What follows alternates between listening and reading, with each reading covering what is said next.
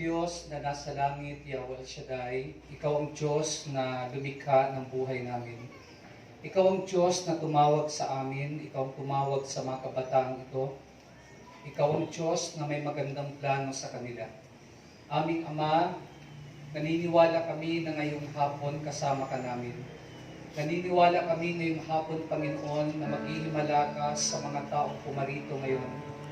Naniniwala kami, O Diyos, na may gagawin kang maganda sa buhay ng bawat isang narito.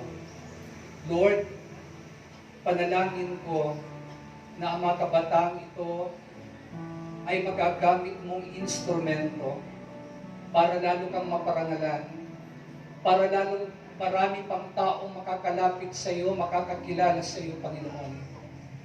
At dalangin ko, Lord, gamitin mo ang mga kabataang ito upang marami ang maligtas na mga tao. Pagpalain mo, Lord, ang lahat ng narito na may kabigatan. Dalangin ko, O Diyos, ang pagpapalaya mo sa bawat isa. Anumang nagpapahirap sa iyong mga anak na narito ngayon, Lord, kliniklaim namin ngayong hapon, palalayain mong iyong mga anak. Palalayain mo sa anumang karamdaman, palalayain mo sa anumang kahirapan, palalayain mo sa anumang paniniil ng kaaway at pang-aalipin ng kaaway. Dakilang Ama, sa pangalan ni Jesus, inaangkin namin na magkakaroon ng totoong turn around ang mga buhay ng bawat isa. At dalangin ko, Panginoon, pagpalain mong iyong salita. Hinihiling namin na hipuin mong puso namin. Mangusap kayo sa amin sa pamamagitan ng iyong mga salita. Banal na Espiritu, inaanyayahan ka namin sa lugar na ito. I-touch mo ang bawat isa in your own special way. Salamat ng marami at ibinabalik namin sa iyo ang lahat ng papuri at parangal in Jesus' name. Sa ngalan ng Ama, ng Anak, ng Espiritu Santo. Amen. Purihin natin ang Panginoon.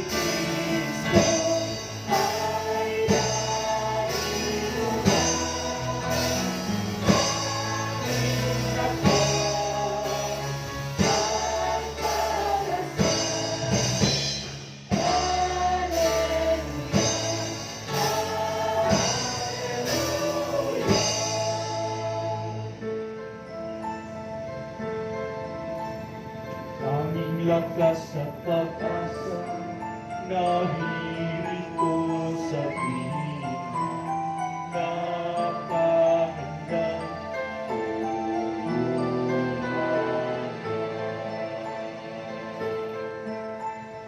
Hallelujah, hallelujah, lagi na siya ang kasama sa hirap man at ginhawa.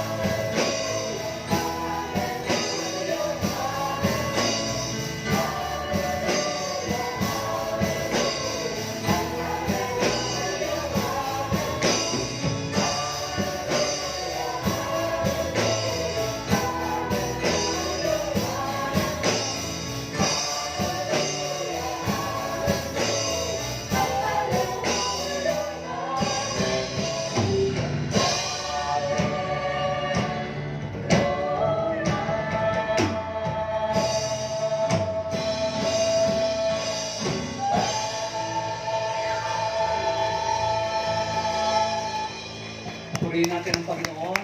Alayan natin sa palakpak. Hallelujah. Praise God.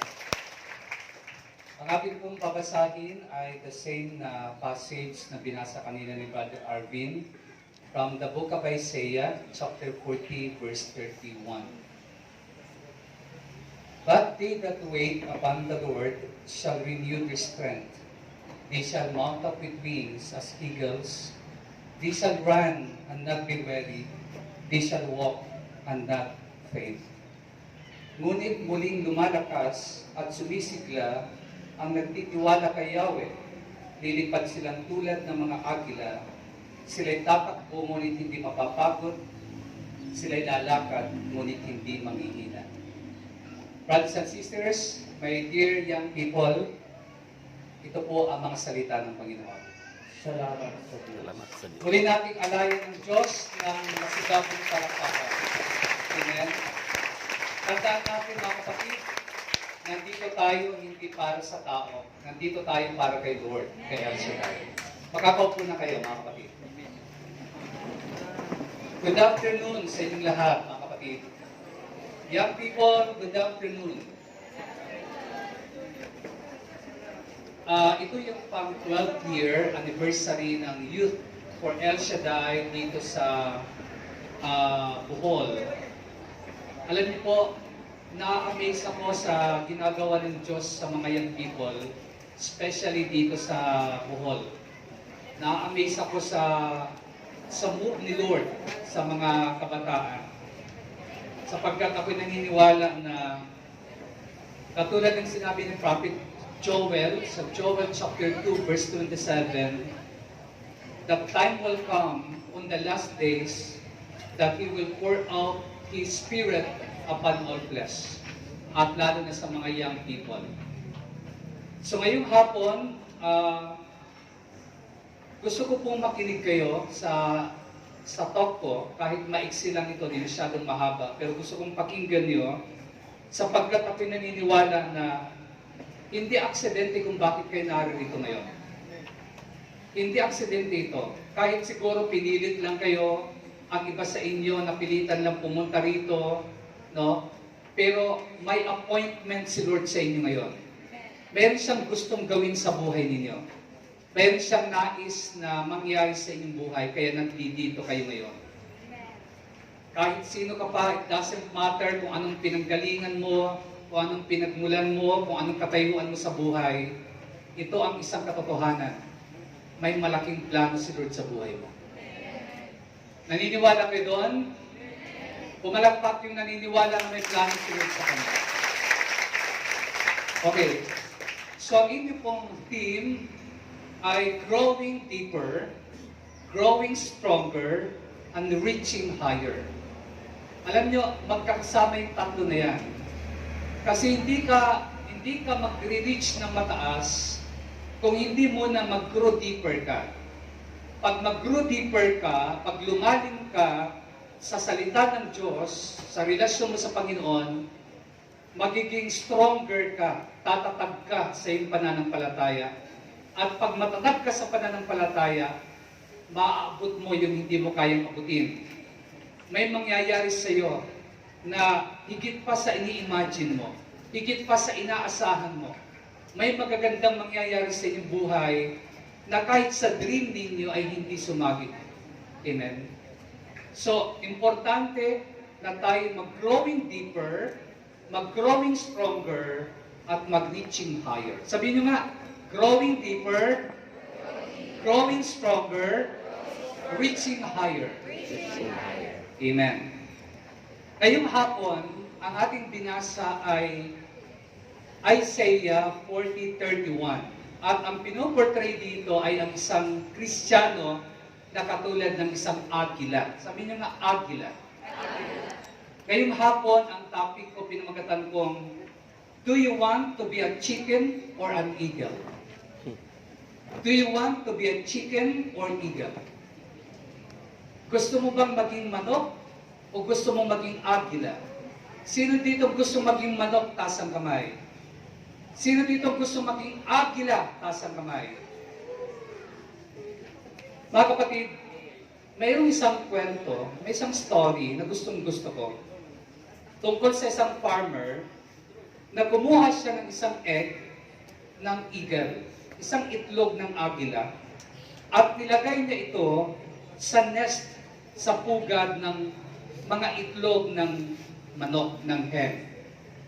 So, the farmer took an egg na galing sa isang eagle egg at nilagay niya ito sa mga itlog, hinalo niya sa mga itlog ng mga manok.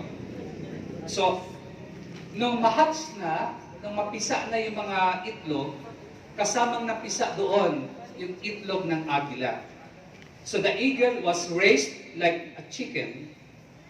Try as he wanted, he always had trouble trying to be a chicken.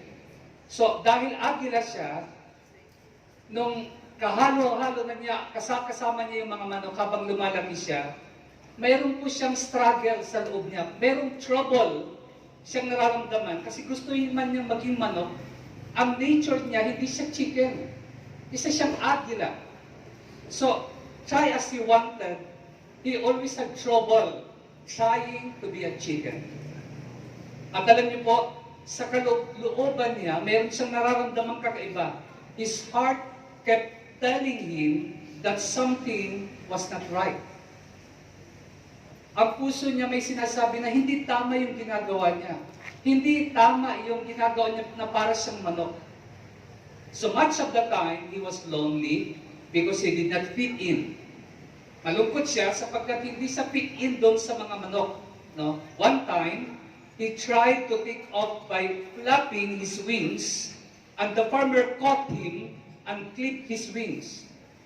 Isang araw, sinubukan niyang i-flap ang kanyang wings, ibuka ang kanyang pakpak, ipagaspas ng kanyang pakpak. Nung makita siya ng farmer na nag-alaga sa kanya, kinuha yung eagle at pinutulan ang kanyang pakpak. Pinutulan ang kanyang pakpak, binawasan ang kanyang pakpak. So this eagle kept looking up to the sky. Palagi siya nakatingala and felt he should be up there. Ang feeling niya dapat hindi siya nandito sa baba, kaya palagi siya nakatingala. Pakiramdam niya dapat nasa taas siya. Okay? Hindi siya komportable sa baba, mga kapatid. One day, a storm came. Nagkaroon ng bagyo. And all the chickens were afraid and ran for cover. Lahat ng mga manok nagtakbuhan at naganap ng mapagtataguan. But the little eagle was not afraid, and he faced the storm. Time had passed since the farmer had clipped his wings. Dahil lumipas ng ilang panahon, ng kanyang naputol na pakpak ay tumubo na, so they were able to be used. The eagle finally flapped his wings, and he was able to take off. He heard the cry of another eagle up in the sky, kung saan siya lumipad. And he was out of the chicken yard forever. I love the story. I like the story because it tells us that we can break free from anything that is holding us back from being what God intended for us to be. Alam nyo, hindi ka nilikha ng Diyos para nasa baba ka lang. Hindi ka nilikha ng Diyos para gumapang ka lang. Ang story na ito ay nagtuturo na kaya mong lumaya sa anumang pumipigil sa iyo na mag-soar high, anumang pumipigil sa iyo na lumipad. Agila ka, hindi ka manok. Amen? Gusto ni Lord mag-soar high ka. Gusto ni Lord lumipad ka. Gusto ni Lord tumaas ang antas mo. Umangat ka. Hindi ka nilikha ng Diyos para sa baba. Are you listening? Palapakan natin ang Panginoon. Pwede tayong makalaya sa anumang pumipigil sa atin para lumipad. Pwede tayong makalaya sa anumang pumipigil sa atin para mangyari ang gusto ng Diyos sa atin. God has a purpose for you and me. May purpose si Lord sa buhay mo. Maniwala ka sa akin. He does not want us to stay in the barnyard. He does not want us to stay in the chicken yard. Amen? Ayaw ni Lord na manatili ka sa kamalig. Ayaw ni Lord na manatili ka sa iyong bakuran. Amen? I'm not saying it is easy. Hindi ito madali. It will take hard work. Taking risk, enduring loneliness, leave something behind, meron kang iiwanan, minsan mararamdaman mong kalungkutan, kailangan mong mag-take ng risk, mga kapatid. Amen? Make hard decisions, be misunderstood, may time na hindi ka maiintindihan dahil agila ka, be judged, may time hahatulan ka ng iba, may time i-criticize ka, but God wants you to enjoy the fullness of life. That's why He wants you to be an eagle. Amen? Alam niyo mga kapatid, pag gusto mong maging agila, kailangang magsipag ka. Magsipag ka sa pinagagawa ng Diyos sa iyo. Kung dancer ka, sipagan mo pagiging dancer mo. Kung singer ka, sipagan mo pagiging singer mo. Kung ang calling sa iyo, career-oriented kang tao, career woman ka, sipagan mo yung pag-aaral mo. Kasi may design ng Diyos sa bawat isa. Kung agila ka, it takes hard work. Amen? Hindi ka dapat maging passive. Hindi ka dapat maglalamya-lamya. Amen?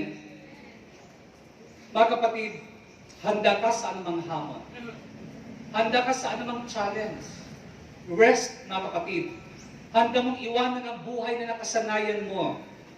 Handa kang kutyain. Handa ka sa mga panahon na di ka maiintindihan ng iba kahit magulang mo. Darating ang time di ka maiintindihan kapag agila ka. Amen? Pag itong tinanggap mo, may enjoy mo ang buhay na ganap at kasiyasiya. Amen. John 10:10. The thief comes only to steal, to destroy, and to kill. But Jesus comes to give you life, life to the full. Amen? Ang gusto ng Diyos sa iyo, buhay na full, buhay na ganap, buhay na abundant, to the fullest. Yan ang sabi ng John 10:10.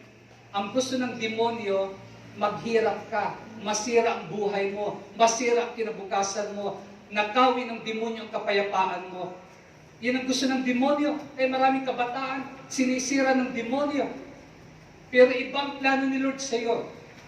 Gusto niya umunlad ka, gusto niya umasenso ka, hindi lang sa material na bagay, pati sa iyong pagmamahal, pati sa iyong pananampalataya, mag-grow deeper ka, mag-grow stronger ka, mag-reaching higher ka. Amen? Mga kapatid, as an eagle is an uncomfortable in a chicken yard, so you will be uncomfortable if you are not seeking to be all God wants you to be. Kapag agila ka, hindi ka magiging komportable hanggat hindi mo nahahanap ang gusto ng Diyos sa iyo. Iwan ko kung katulad ko, sinasabi niyo sa Panginoon, Lord, gusto ko yung design mo sa akin. Gusto ko yung magawa ko kung ano yung plan mo sa akin. Amen?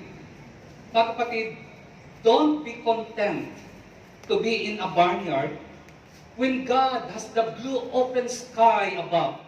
Amen? When God has the sky for you to fly through. Huwag kayong makontento na nasa baba ka kung pinapakita naman sa iyo ng Diyos ang malawak na oportunidad, ang malawak na nasa taas, lugar sa taas. Your hunger to be more than you are is a God-given hunger found only with life in Jesus. Kung meron kang gutom na higitan pa kung ano ka ngayon, magagawa mo yan dahil kasama mo ang Diyos. Amen? Magkaroon ka ng hunger. Magkaroon ka ng gutom na lampasan pa kung ano ka meron ngayon. Sasabi ka rin ni Father Skelton na yung mediocrity mediocre life. Dapat hindi ganon. Dapat lampasan natin yung mediocre life, yung ordinaryong buhay. Amen? Huwag mong sabihin, brother, mahirap lang kami. Brother, ang mga magulang ko walang perang pang-paaral sa akin. Alam niyo po, marami akong nakitang mahirap nag-soar high, tumaas. Bakit? Kasi hindi yan nakadepende sa paligid mo. Desisyon mo yan. Life is what you make it.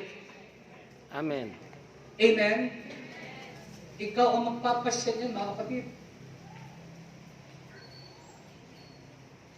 An eagle is an example of strength, example of perseverance, example of determination. Ang agila ay modelo ng lakas, tatag at determinasyon. Palapakan natin ang Panginoon.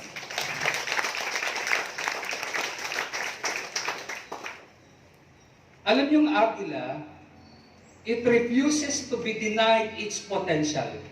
Hindi siya papayag na hindi lumabas ang kaniyang kakayanan, ang kaniyang potential. Tatanungin ko kayo, may potential ba kayo? Yes, of course. Mayroon kayong potential. Mayroon kayong abilidad. Mayroon kayong kakayanan. Amen? Nung nilikha kayo ng Diyos, nasa sinapupunan pa lang kayo ng nanay ninyo, mayroon ng potential na nilagay ang Diyos sa inyo. Amen? At ang isang agila, nagre-refuse siya to be denied its potential. Hindi siya papayag na hindi lumabas ang kanyang abilidad. It has sense in it to never give up. Kung agila ka, mayroon kang nararamdaman na hindi ka pwedeng sumuko. Ang mga agila hindi gumigive up. Ang mga agila hindi sumusurrender. Ang mga agila hindi sila nagpapatalo. Amen? We also have a God-given ability to soar as an eagle. We have to be committed and not give up. The eagle, title ko kanina ay, do you want to be a chicken or eagle? You know what? The eagle and chicken are both birds, but they are very different. Parehas silang ibon. Ang manok, ibon din yan. Family ng birds yan. Pero, malaki ang pagkakaiba ng agila at ng manok.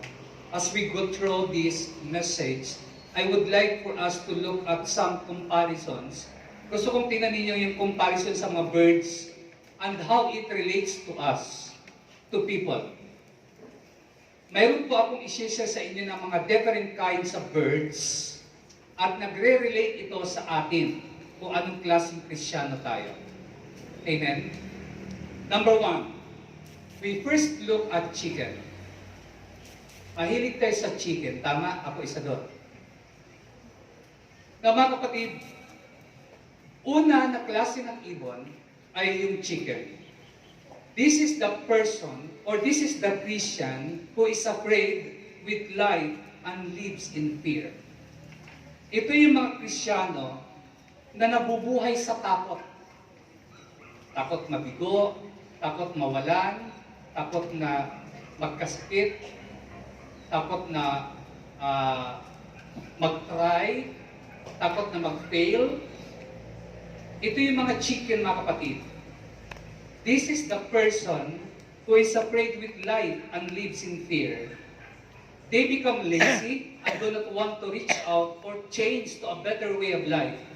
Nagiging passive, nagiging tamad, kontento na sa baba, walang plano ng pag-asinso, pag-unlad, walang plano ng pagbabago ng kalagayan. Yan ang mga manok. Their lives consist of walking around, scratching the ground and clucking. Ang mga manok, kahit-kahit lang palagi. Amen? Ang mga manok, walang ginawa kundi maglakad-lakad, kundi magkurupok. Amen? They spend most, if not all, of their lives looking at the ground and never look up. Pansinin niyo mga manok, palagi lang nakatingin sa baba.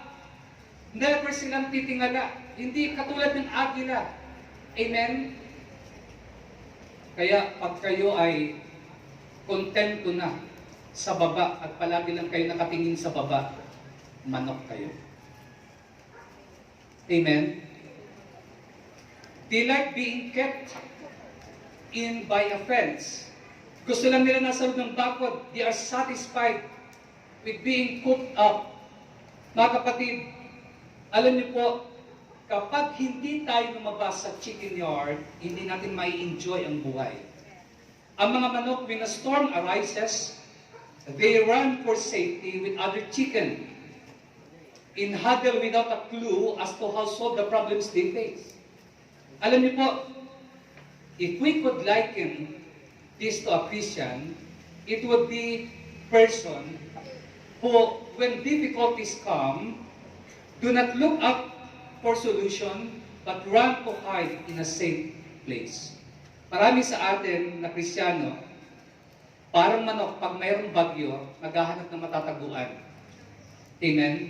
Hindi titingala para humanap ng solusyon. But one who wants to live for Jesus cannot be this way. Ang tao na namumuhay kay Jesus, hindi katakot sa bagyo. Amen? Bakit?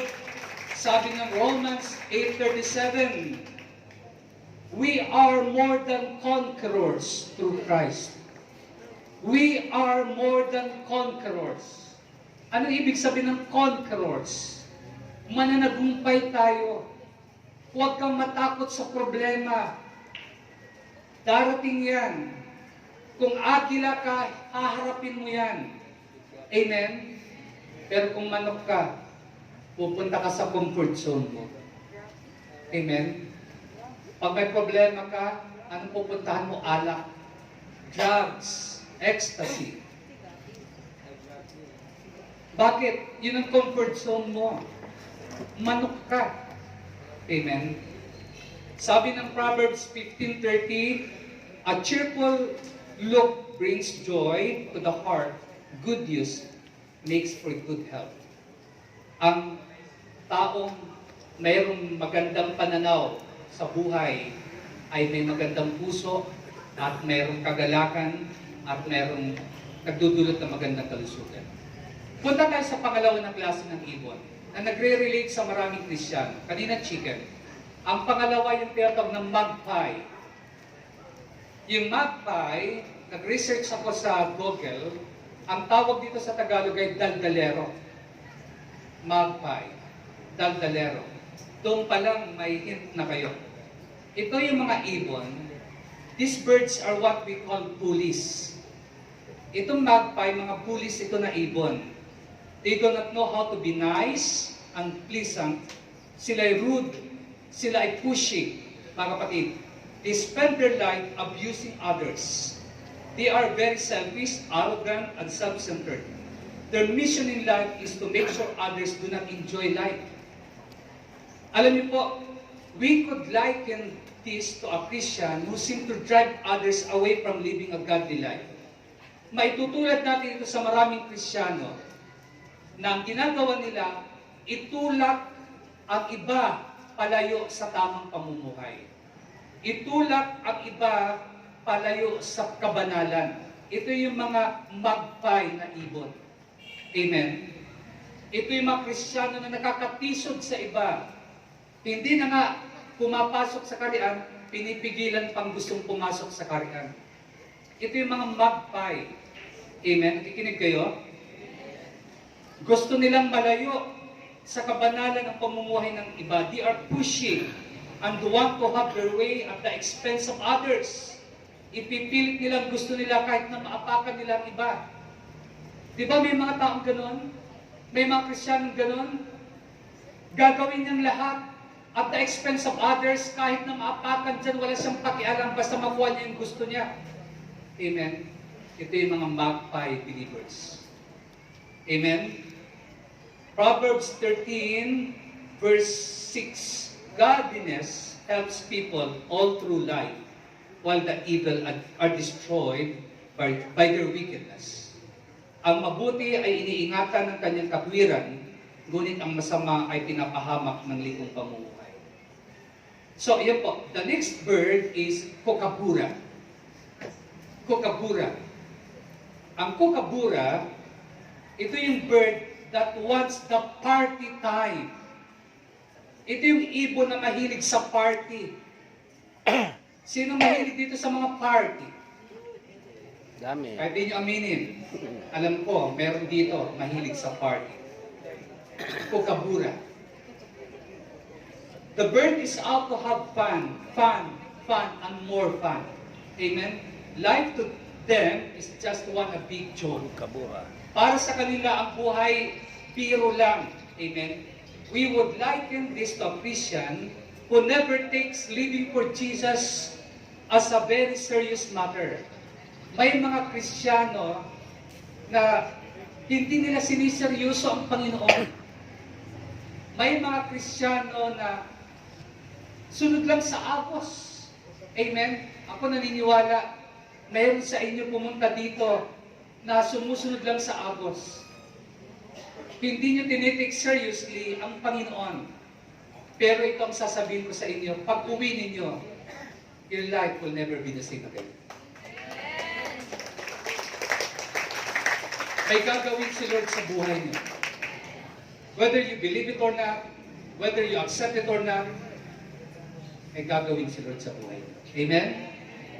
So, ito po yung mga kukabura. Puro lang kasiyahan ang iniisip.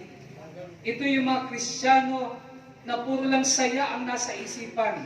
No? Ito yung sasabi ko, this would liken to a Christian who never takes living for Jesus a very serious matter.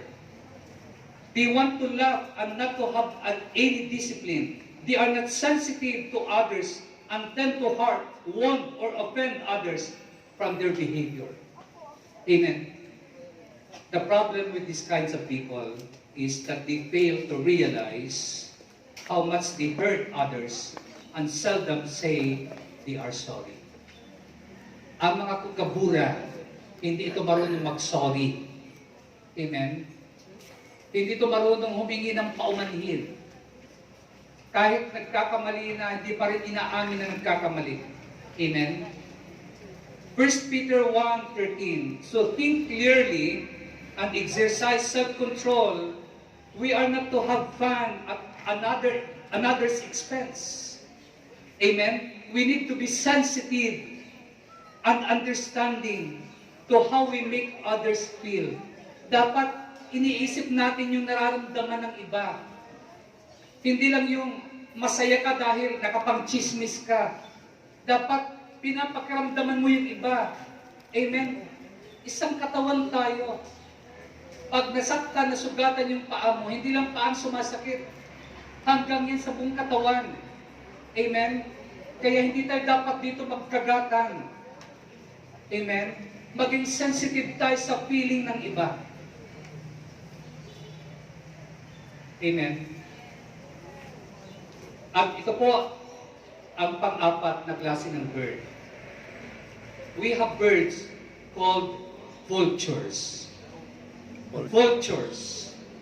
Ang mga vultures, ito yung buitre.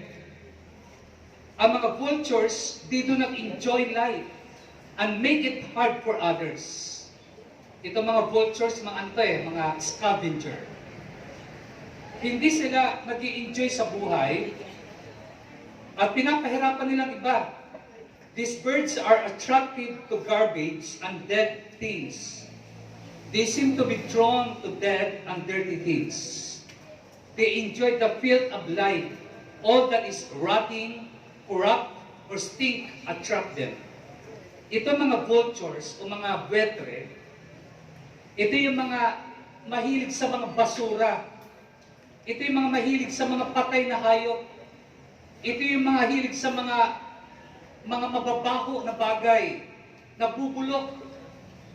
Kung ilalagay natin ito sa mga Kristiyano, it would be a person who are glad when others fail. Ito yung mga Kristiyano na natutuwa kapag ang iba ay bumabagsak. Ito yung mga tao na natutuwa kapag ang iba ay nagiging miserable ang buhay. Mga vultures yan. Nakikinig kayo mga kapatid? Ito yung mga tao na they spend their time trying to find rumors or gossip that they can spread about others. Nag-aabang ng mga kwento, nag-aabang ng mga paninira sa kapwa. This is a way they can make themselves feel better than others. Ito yung papasaya sa kanila. Proverbs 13:2.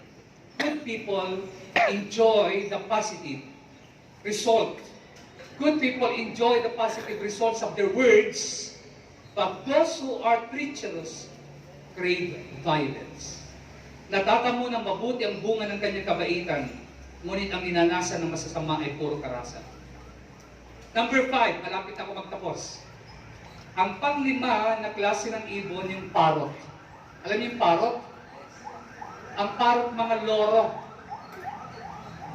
These birds have a big talk, but do not back it up in their walk. Itong mga parrot na ito, these are birds that like to talk a lot. Ito yung mga Kristiyano na magaling lang magsalita, pero walang back up na gawa. Amen? Maraming tao magaling lang magsalita, pero walang gawa. Alam niyo ba kung bakit binigyan ka ng Diyos ng 2 tenga at 1 lang na bibig? Kasi ang gusto ni Lord, less talk, and more often, makinig ka. Mas madami dapat ang pakikinig kisa sa pagsasalita. Amen? Kasi pag pinapakinggan mo, ang tendency, pag pinapakinggan mo, gagawin mo. Ito yung mga parrot. These birds have a big talk, but do not back it up in their walk. Amen? Magaling sila sa salita. They have knowledge about God, but do not have a personal relationship with Him. They can make a lot of noise, but they do not live a holy life. Walang kabanalan. They can talk about how to live, pero hindi nila binabakapan ng kanilang action because they have no experiences that show a holy life. Walang kabanalan ang kanilang buhay. Proverbs 14:23.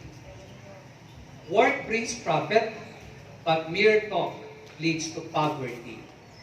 Ang puro daw salita ay magdadala lang sa kahirapan, pero ang kilos at action, ang word, magdadala ng profit. Amen? Pakinabang. Number 6, ang huli na bird bago ang eagle. Ito yung peacock. Ang peacock, this bird is very proud of itself, but it is just a bunch of bird feeders and the loud voice. Ang peacock, puro siya balahibo lang. Proud siya, no? Pero puro balahibo lang at malakas na tinig. Malakas na huni. They want everyone to know how beautiful they are. Amen? Ito yung mga Kristiyano nang feeling nila silang pinakamaganda sa kanilang grupo. Amen? Mga kapatid, they want everyone to know how beautiful they are. A person who is a peacock Christian is one who are flashy, worldly, full of pride, and very much in love and impressed with themselves. Mga Kristiyano na mataas, they have a better than you attitude. They have a better than you attitude. They have a holier than thou attitude. Ito yung attitude na mas magaling ako kaysa sa iyo. Amen? Ito yung mga peacock Christians. Nakalimutan ko may isa pa. May isa pang ibon, the crow. Yung crow, mga kapatid, ito yung mga uwak. Ang crow, they lives a life that is out to take and not give. Ang mga crow, ang mga uwak, sila yung mga takers, hindi sila givers. Gusto lang nila palaging kumuha. Gusto lang nila palaging manghingi, hindi sila nagbibigay. Ito yung mga crow na mga believers. Amen? This bird lives a self-centered life. Mayroon pa ba dito crow? Mayroon pa ba dito mga uwak na puro takers lang, hindi givers? Amen? They become unhappy if others are happy or have success. Ito yung mga Kristiyano na they do not care for the spiritual lives of others. Hindi sila masaya kapag ang iba nagtatagumpay. Amen? Ito yung mga tao that they want to bring them down and not let them up. They are the one that pester eagles. Alam niyo mga pro, ito yung mga nanggugol sa mga agila. Proverbs 15:14, a wise person is hungry for truth while the fool feeds on trash. Amen? Now, ang last na ibon, I challenge you to become an eagle Christian. I challenge you to become an eagle Christian. Sino dito gusto maging agila ng Kristiyano? Mga kapatid, iwanan natin ang mga ibon na nabanggit ko. Eagles are bold. Eagles are strong. Eagles are courageous. Eagles have a good attitude, committed, reliable, devoted as they live their lives. Ang mga agila, matapang sila. Ang mga agila, visionary sila. Ang mga agila, hindi sumusurrender. Ang mga agila, committed sila. Hindi lang sila good beginner. Sila good finisher, mga kapatid. Yan ang mga agila. They are ones who face the storms of life and fly into them and use the storms to become stronger. Ang mga agila, ginagamit nila ang mga problema para magpalakas pa sa kanila. Amen, yan ang agila. Ang agila, hindi ka takot sa problema. Come on, make my day. Problema, gagamitin kita para tuntungan pa kita. Lalo akong lalakas. Lalo akong magtatagumpay sa problema ito. Yan po ang eagle. Amen. Mga kapatid, they face storms. Hinaharap nilang bagyo. Ginagamit nilang bagyo. They know how to stand alone in the storm and fly above the clouds of darkness and destruction. Amen.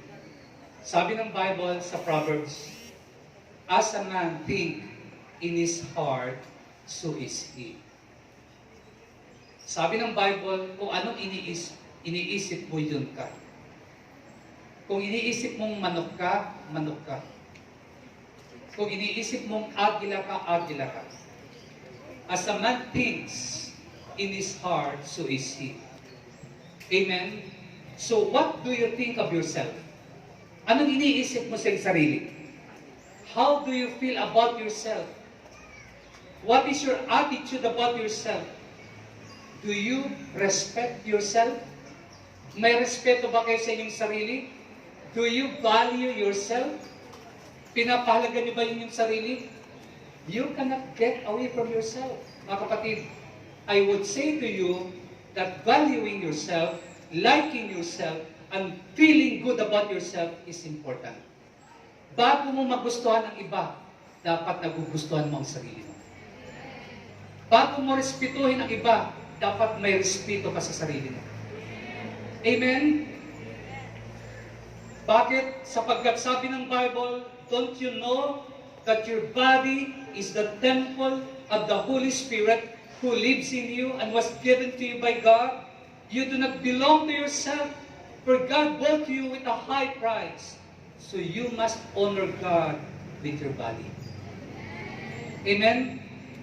Pahalagahan niyo ang inyong katawan. God wants you to be an eagle Christian. He wants you to fly high. He wants you to be bold, to live with power. Amen? Keep circumstances and relationship in perspective. Live in peace. Stay strong and soar above the storms of life. Amen? Mayroon po ang Holy Spirit na binigay ang Panginoon. Kailangan mo mag-soar high. Are you a chicken or an eagle? Eagle. Tumayo tayong lahat mga kapatid. Ngayong hapon, huwag kayong makontento na nasa baba kayo. Huwag kayong masatisfy na ganyan na lang ang buhay ninyo. Mayroong purpose si Lord sa inyo. May potential si Lord na binigay sa inyo. Gusto ni Lord maging agila kayo. Gusto ni Lord na yung full capacity ng inyong potential ay ma-exercise. He wants you to soar like an eagle. Inanyayahan ko kayo mga kabataan na iyuko ang inyong ulo. Ipikit ang inyong mata. Alam niyo sabi ng Bible, for I know the plans I have for you. A plan to prosper you. A plan to give you hope and a future. Kaibigan, sinabi ko kanina, hindi aksidente kung bakit narito ka. Merong gagawin ng Panginoon. May gagawin si Lord sa iyo ngayon. Magkakaroon ng totoong turn around ng buhay mo. May mga pagkakataon ng pakiramdam mo parang wala nang saysay yung buhay mo. May mga pagkakataon ng pakiramdam mo useless ka. May mga pagkakataon ng pakiramdam mo, Lord, bakit ba ako nabubuhay? Parang walang saysay itong buhay ko. Ngayong araw na ito, may saysay ka. May halaga ka. May value ka sa mata ng Diyos. Gusto niyang gamitin ka niya. Hallelujah. Here I am, Lord, waiting. Nandito ako, Panginoon. Nandito kami, Lord. Katagpuin mo kami sa oras na. We need you, Jesus. Hallelujah.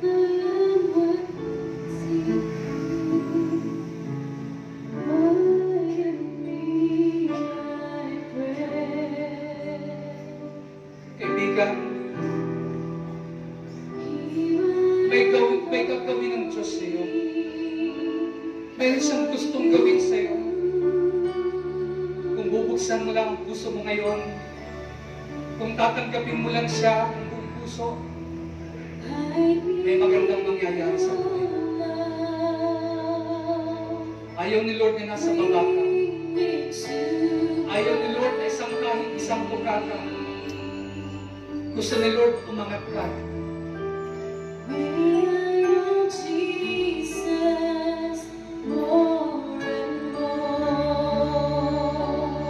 Yes, Lord. Hallelujah.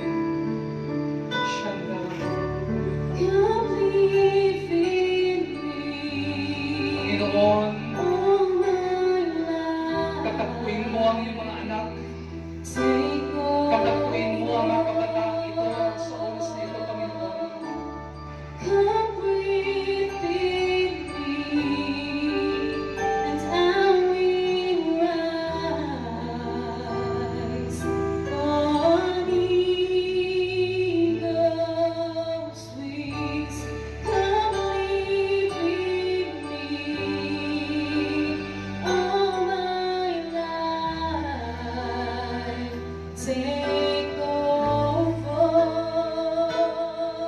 Hayaan niyo na ang Diyos ang mag-take over ng inyong buhay.